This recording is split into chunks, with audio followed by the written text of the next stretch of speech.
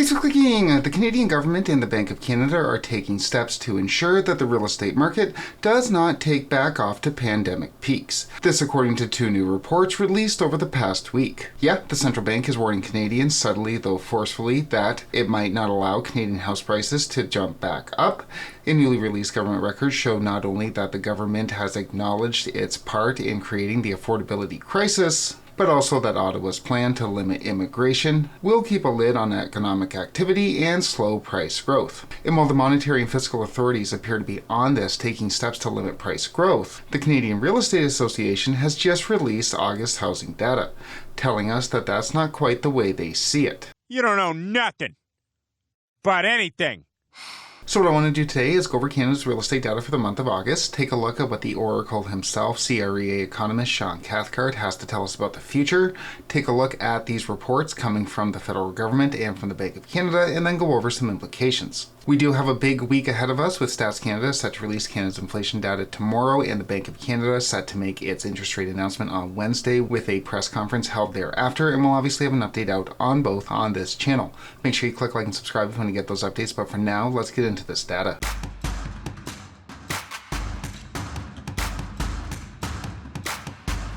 Onto the data. First up, the benchmark price, which did fall in August. The benchmark was down 0.1% from last month, down 3.4% from last year. This is obviously going to come as a surprise to Mr. 2025 will be a slam dunk market himself, who told us last month that prices could very well be up in August. We could start to see small gains as early as August. Regardless though, sales were up 1.1% from July, a point that was made all across the media, whereas new listings were up 2.6%, meaning we're seeing far more supply come to the market than we are demand, a point that was made less obvious in the media. Fear not though, the CREA says that the months of inventory measurement, which is a decent measurement of supply relative to demand, is down, sitting at 4.4, the lowest since January, which would be impressive and a decent sign of a market turnaround were that to be the case, as the months of inventory measurement in July was also sitting at 4.4 as well. And according to leading scientists, according to every study coming out of Harvard, July is closer to August than is January.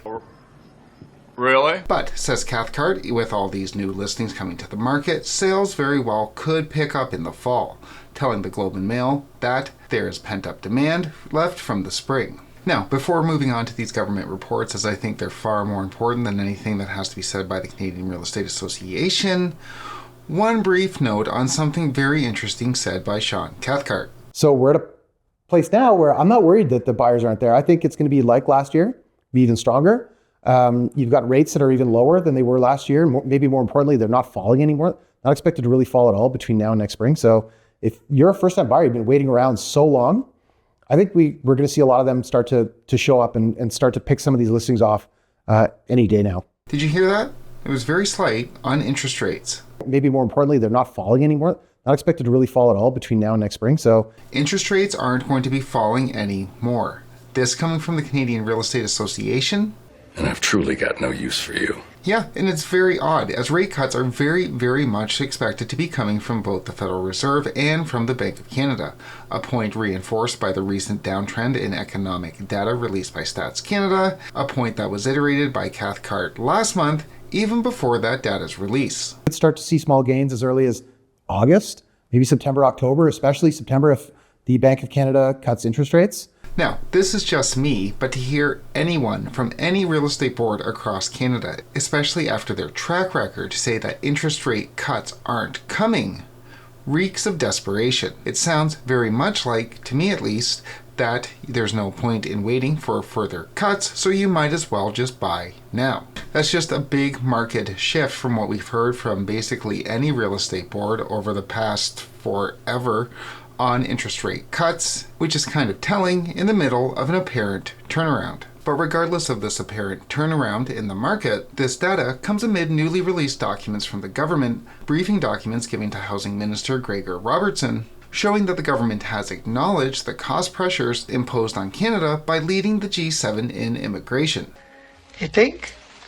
The binder, the release from the government, goes on to say that the reduction in temporary and permanent residence is one of the leading levers being pulled by the government to contain house prices. Yeah, and with popular support for immigration plummeting while population growth numbers nearly flatline, it appears as though that population growth that at least partially contributed to the upsurge in Canadian real estate prices over the past 10 years is now starting to level off. The government does expect affordability to get better over the next few years, even noting that home ownership costs as a percentage of income are expected to continue to drop. With that said, somewhat concerning, this data that was given to our housing minister was simply pulled directly from RBC, which, I mean, you would hope that the material given to our housing minister would be of better quality than the stuff that we cover on a weekly basis on this channel, coming from a better source than one that predicted a policy rate under 2 when inflation was at 4.7, coming from a source that doesn't have a vested interest in asset prices remaining elevated.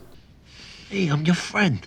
Regardless of how they got there, though, the government is now acknowledging the upward pressure put on asset prices, the upward pressure put on housing affordability, and is now taking steps to limit it. In this move by the fiscal authorities to limit population growth as a means of restoring housing affordability comes just as the Bank of Canada has subtly announced that it won't be allowing house prices to go to the moon like it did back in 2020 and 2021, noting that housing is a big part of the Consumer Price Index in Canada, so the cost of housing affects inflation. Or, as Cameron Levitt, a Toronto-based realtor, put it, Macklem delivered a subtly hawkish repositioning that should recalibrate expectations about future rate cuts. And yeah, I think what the realtor said is spot on. First time for everything. What the governor is saying is that the central bank is going to be monitoring the extent to which their interest rate cuts push up house prices, which also pushes up inflation, and therefore additional cuts that risk reigniting the housing market may not come as soon as many had anticipated.